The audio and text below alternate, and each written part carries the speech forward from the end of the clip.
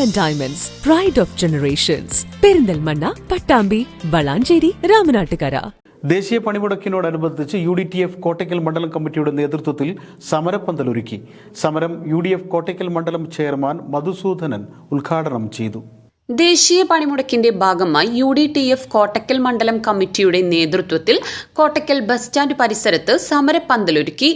UDF Kottakkal മണ്ഡലം chairman Madhusoodanan ഉദ്ഘാടനം ചെയ്തു.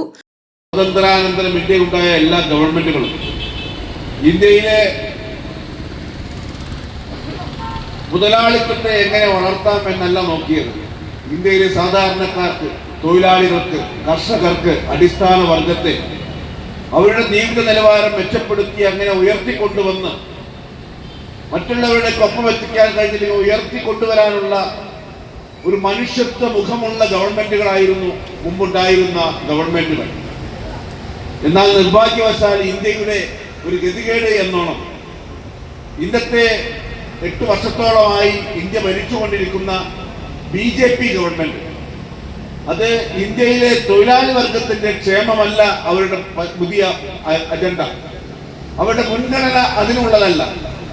അതിവിടുത്തെ മുതലാളിത്തത്തെ താലോലിക്കുന്നതും മുതലാളിത്ത വർഗത്തിന് വേണ്ടി ഇന്ത്യൻ ഖജനാവിൽ നിന്നും ആയിരക്കണക്കിന് കോടി രൂപ ചെലവഴിച്ചുകൊണ്ട് അവരുടെ താല്പര്യങ്ങൾ സംരക്ഷിക്കാനാണ് ഇന്നത്തെ ഗവൺമെന്റിന് മുൻഗണന കൊടുക്കുന്നത്. അബ്ദു തെക്കരത്ത് അധ്യക്ഷത വഹിച്ചു. കാടാമ്പുഴ മോഹനൻ മുഖ്യപ്രഭാഷണം നടത്തി. KK നാസർ, സാജിദ് മങ്ങാട്ടിൽ, KM വലീൽ തുടങ്ങിയവർ രാഷ്ട്രീയ വിശദീകരണങ്ങൾ നടത്തി.